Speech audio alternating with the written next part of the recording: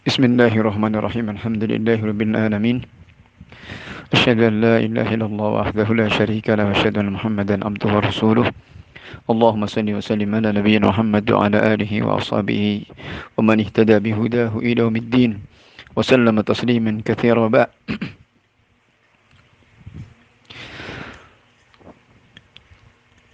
Satu permasalahan dari dasar-dasar agama ini yang sangat penting adalah iqamatus shalah, menegakkan salat,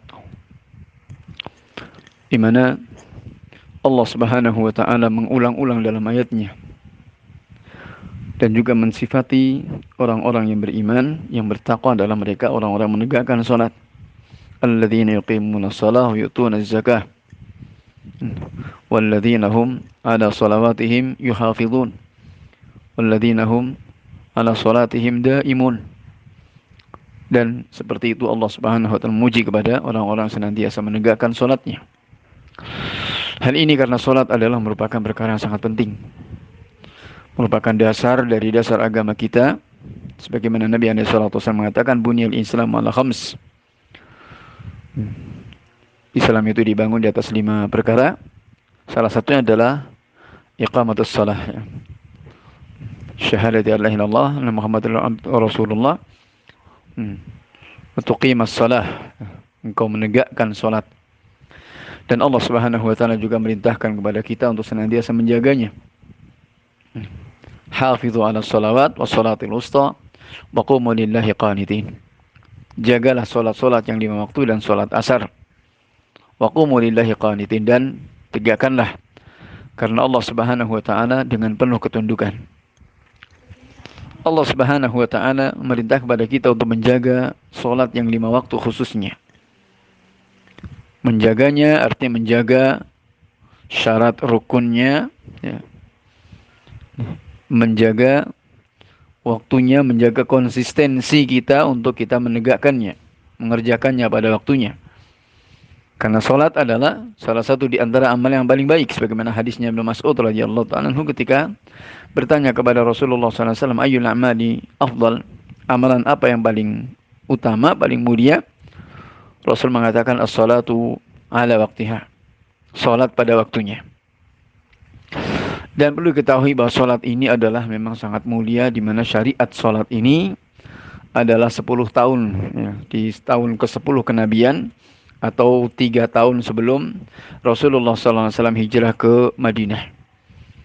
Tepatnya adalah ketika Rasulullah SAW di-Isra dan Mi'rajkan sampai ke Sidratul Muntaha. Dan ini permasalahan sangat penting, sangat mulia, karena apa? Allah Subhanahu wa taala mensyariatkan salat ini langsung kepada Nabi alaihi salatu wasallam tanpa perantaraan malaikat Jibril, dan juga di tempat yang mulia, di Sidratul Muntaha. Ya, Sidratul Muntaha. Maka ini menunjukkan akan keutamaan dan kemuliaan daripada syariat salat. Maka salat ini adalah merupakan barometer. Barometer kehidupan kita, dunia dan akhirat kita. Artinya, kalau salatnya dijaga, insya Allah kepada syariat yang lain akan lebih terjaga. Demikian pula di akhirat. Di dunia Allah Subhanahu wa taala mengatakan, fa khalafa min ba'dihim khalfun adha'us shalah wattaba'us syahawat fasawfa yalqawna ghayya.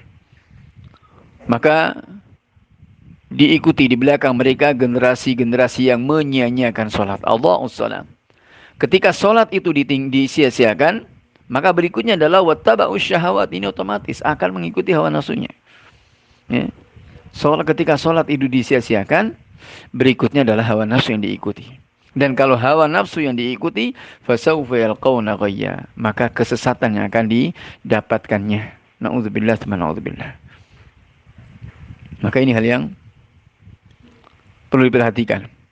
Karena itu para ulama juga menjadikan salat ini sebagai dasar atau sebagai syarat seseorang itu diterima ilmunya atau diambil ilmunya atau tidak. Ya.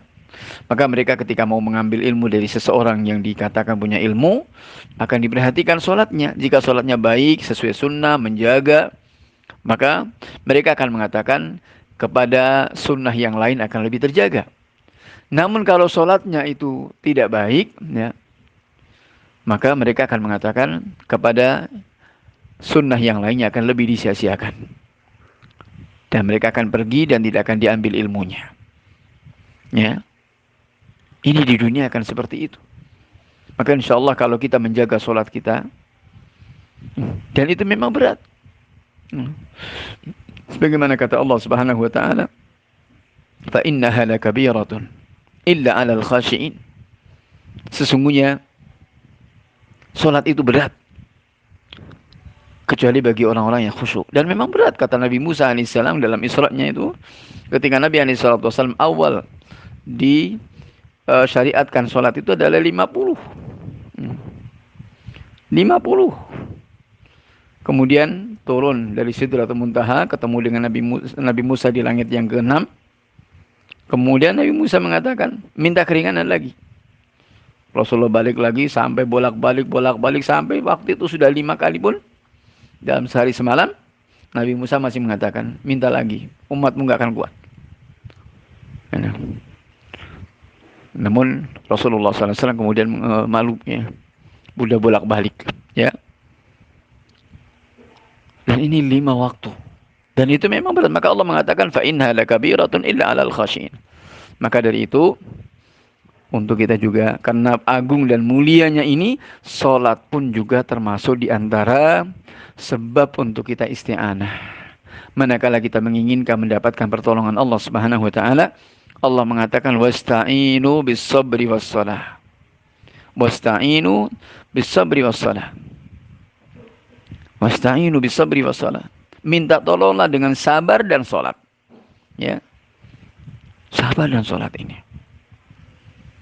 Maka ini salat juga merupakan sebab asbabun nasr.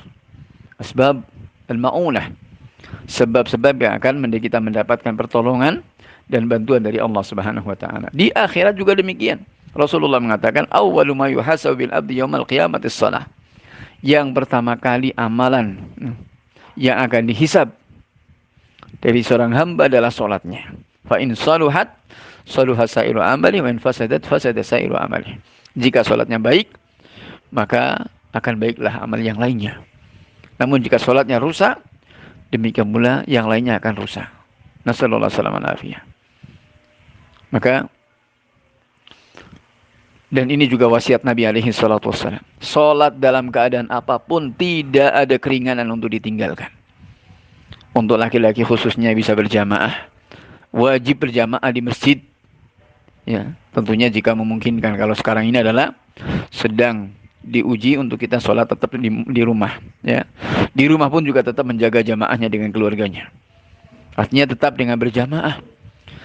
Bahkan dalam keadaan perang pun juga Rasulullah pun juga menjalankannya dengan berjamaah.